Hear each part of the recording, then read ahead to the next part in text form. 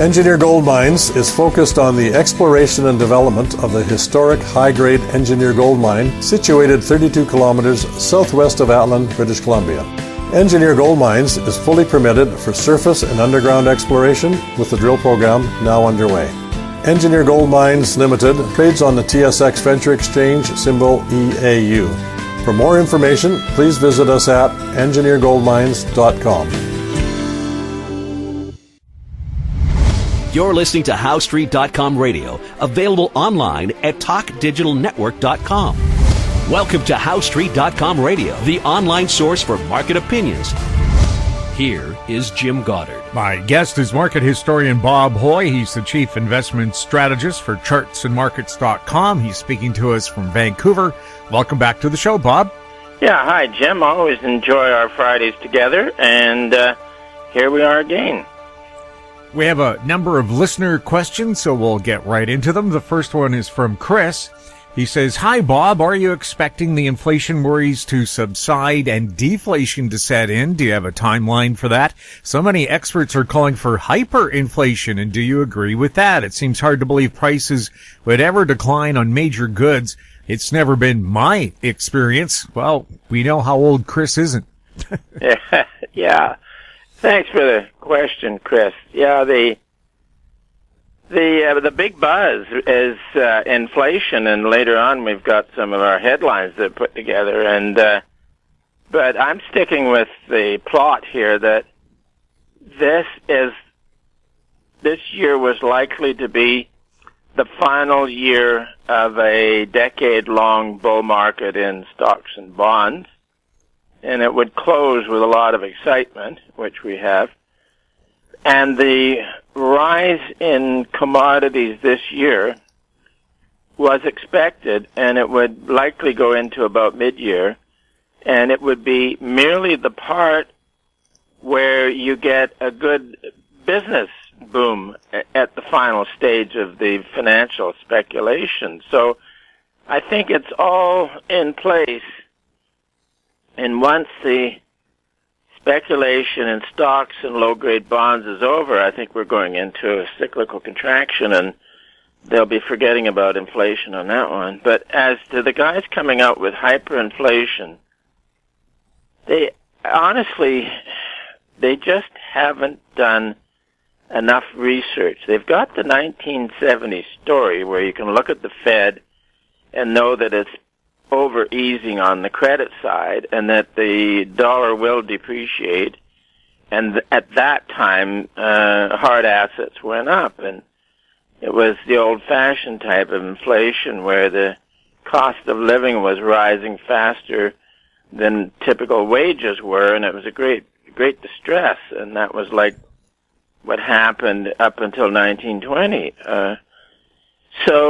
Then the ones, and there was a big name, I can't think of it, was, 4 or 5 months ago, said we're going to get the hyperinflation like you had in Germany during the Weimar Republic. That was basically 1922 and 1923.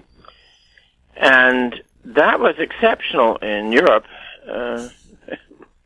because, first of all, even in good times, Germany did not have a big, vibrant credit market. And it went through the 1914-18 war and the devastation there and everything else. So there was no credit market to destroy. So then they actually went to straight printing of banknotes and reprinting and, billion currency notes and stuff like that. It really was wheelbarrow money. Now, in the United States, it's still the senior economy and with the world's financial center at New York, and the biggest and most liquid credit market in the world.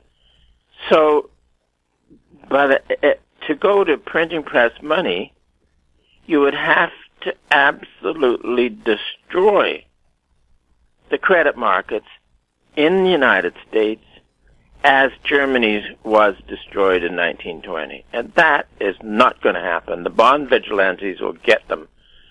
So, back to the start, prices rising this year is part of the inflation in financial assets And once the big inflation in financial assets is over,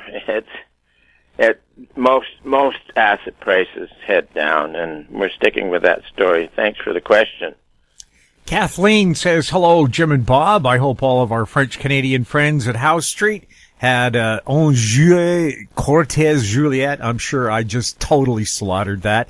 As she hummed La Marseillaise on July 14th, Bastille Day. I've been in Paris for that, a big party. I imagine my friends on Main Street after the next crashing through the next voting booth, storming the European Central Bank Bastille in Brussels, and also politically closed down the Fed. Fed Chair Powell's term ends in February 2022. Bob, is Fed Powell the equivalent of Louis the 15th or 16th? And, of course, the rumored let them eat cake from his queen. Yeah. Maybe Fed Powell was saying to himself, oh, my God, après moi le déluge, I guess after the flood. Yeah, Jim, I don't know, I can read French, apparently. Jim, all your viewers and our listeners will certainly mon chant with you and your great guests as we hopefully approach the end of Les Miserables of financial repression. Well, my apologies to our French listeners. French class was not my best. No, and I didn't do any French at all. I did Latin. And Kathleen, of course, you got your song in, the French anthem. But anyways, financial repression. There's no financial repression going on out there. They're boosting it as best they can. I think there's a headline this week with Powell talking about maybe having to turn the taps off a little, but there's no financial repression out there. Besides that, if they did tighten up, it wouldn't make any difference anyways. The market is going to tighten up and go into contraction all on its own when it's ready and in its own way. It's typical. So it's going to be very interesting times over the next couple of months. Thanks for the question. From Hugh Jessel, the Bank of Canada is tapering. What does this mean for the Canadian economy and real estate? Absolutely nothing. It's a myth that a central bank is in charge of the economy, and it goes back to when the Federal Reserve was formed in 1913, and the promoters behind the Federal Reserve, they knew that when you had a financial crisis, that it would be followed by a recession. So the theory for the Federal Reserve and other interventionist central banks is that they would be there to act as a lender of last resort, therefore preventing the financial crisis and therefore preventing recessions. Bob, how many recessions have there been since the Fed was formed in the early 1900s? Jim, the theory is very appealing that recessions can be prevented, but according to the official body that keeps track of booms and busts, there's been 18 cyclical recessions since the Fed opened its doors in January 1914. All you need is one failure to disprove the theory. Add out to 18, forget about it. Though so whether the Bank of Canada reflates or deflates or gets repressive, and it doesn't matter. The market is going to do what it's going to do, and the central bankers are merely along for the ride. From Steve, who describes himself as being from the piney woods of southeast Louisiana. I wonder if that's near New Orleans. Steve says his subject is 10-year U.S. bonds and your opinion of them.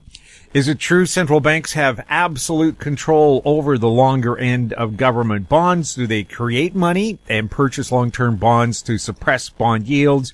Or are these yields determined by an authentic auctioning process generated from countless buyers and sellers? Steve, that's a good question. Yeah, they do not have absolute control. They can artificially lower interest rates, particularly at the short end, and sometimes they've tried to lower rates at the long end, and a big example occurred following 1946, which was a secular low interest rates, and the long rate in the U.S. got down to about 2.5%. Then there was a huge amount of debt strapped on to prosecute World War II. So then politicians and economists were looking at interest rates, and they started to rise. And when they got up to 3%, everybody could figure out that the cost of servicing that debt, an increase from 2.5% to 3% is huge. So then they got the idea that the Treasury would buy bonds out of the market, thereby stopping the rise in rates. And they bought bonds out of the market for years. Then in the early 1960s, mid-1960s, when you got up to about 5% on the long bond, they got even more excited about the theory that buying bonds out of the market would lower rates. And they even called it Operation Twist after, oh, that's right, it was the early 60s. Operation Twist after the dance craze that started about 1961. So they kept buying bonds out of the market, and interest rates went up to, in the U.S. for the long end, at 15% in 1981. Of course, what was happening was that all that artificial issuance of credit was depreciating the purchasing power of the U.S. dollar, so the bond market was adjusting to get a better return in the face of depreciating coupon payments and stuff like that. So the idea that the central bank can alter the course of long rates meaningfully is not in the case. So now we've had interest rates decline hugely, but part of that was a secular decline in interest rates. And then when you had interest rates, say in Germany with a 10-year note getting to almost minus 1%, nominally, it never happened before in history. So they can push a bit, but when it comes to crunch, the one thing to watch, the credit spreads, which is the difference between high-grade bonds and low-grade bonds, and typically this narrowing, which is positive for the stock market, comes into about May or June, which it has, and then it starts to reverse with spreads widening, and there's been a few little steps towards widening. It's not the trend change yet, but we figured in August this trend change would come in. So they try, but their theories are hopeless, and it's never been backed by reality. They can push for a little while, and then the market will come back and bite them. So, and I'm looking forward to that part. We'll have more with Bob Hoye right after this. Media recognition from Bloomberg, Reuters, recycling trade publications, patented process for 100% recovery of critical metals, including cobalt, lithium, nickel, manganese, aluminum. American Manganese is focused on recycling lithium-ion batteries for electric vehicles. American Manganese trades on the TSX Venture, AMY, the US, AMYZF, and Frankfurt 2AM. For more information, visit AmericanManganeseInc.com or phone me, Larry Ray, at 778-574-4444. Don't miss out. Stay informed. Receive the HowStreet.com weekly recap with thought-provoking podcasts, radio, and articles delivered to your inbox. Sign up for the HowStreet.com weekly recap on our homepage at HowStreet.com. Welcome back. We're speaking with Bob Hoye. Bob, some of the headlines that caught your attention. The first one, inflation expectations surge to new highs, according to the New York Fed survey. I think the official number the U.S. government came out with was 5.4%, and that doesn't include housing or energy. Yeah, I'll tell you what they don't include in this cost of living is taxation. Oh, and yeah, that's as well. a rip-off, not including it. But just to put it in perspective, in the big inflation that peaked in 1920, the U.S. Consumer Price Index got up to plus 24. And then in that crash, it got down to minus 16. So this is, I think you can, as I said, calling it inflation that goes with the end of a business boom that's associated with the end of a financial bubble. So, yeah, but they're sure getting all cranked up about inflation. Some people are predicting this inflation is going to be with us for years. Oh, yeah, we covered that one in one of the questions. No, that's extrapolating what is going on now with inadequate research. I'm staying with the view that whatever commodities we're going to do this year, the best would be in by mid-year. And if you take a look at copper and definitely lumber, that's the case. And then also for crude oil, you can have a pleasant summer for crude oil. Summer periods for crude oil seasonality is not all that reliable, but it's quite reliable in looking for a bottom, say in January, February. So after August, we've been expecting most commodities to head down, and that could then ease all of this hysteria about inflation, hopefully. The central bank saying time is ripe to pull back on stimulus. I know the Bank of Canada says it plans to ease back a bit, but the U.S. is still buying trillions in bonds, Canada billions in bonds. Is it going to have a long-term effect, and does it mean somewhere along the line we have to pay them off? Oh, yeah. These guys essentially are gambling with taxpayers' money because there's a very old saying that the government has no money of its own. And it doesn't. And it isn't anything these adventurers and gamblers are doing is on the taxpayer's hook.